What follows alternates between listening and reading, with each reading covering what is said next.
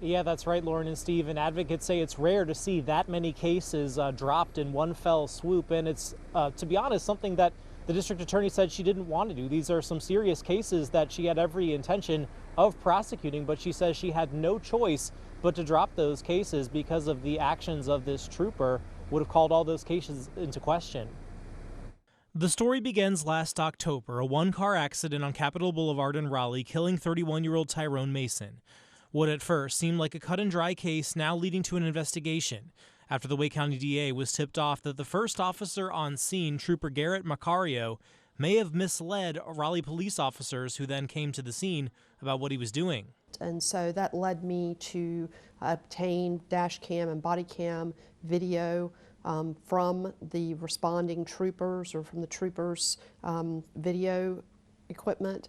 And in reviewing that, I came to the determination that we had concerns regarding the credibility of that trooper. The DA wouldn't elaborate on what those credibility issues were from that night, but now both Trooper Macario and his supervisor, Matthew Morrison, under investigation. But that's also impacting nearly 200 cases where Macario was a key witness, mostly DWI cases, which have now been dismissed, something the DA says was a difficult decision.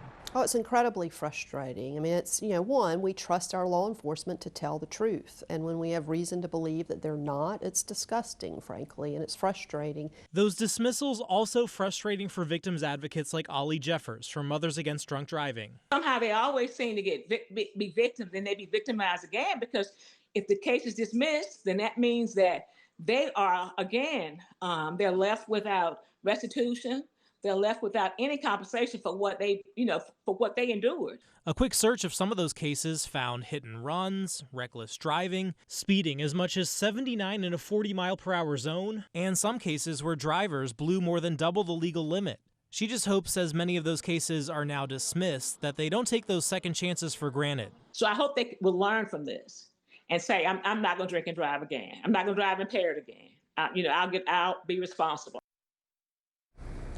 Now, as for the investigation into those two troopers, SBI taking the lead on that investigation right now. Again, both of those troopers are on administrative leave. No word on any potential charges at this point in connection with all of this, but all still unfolding right now.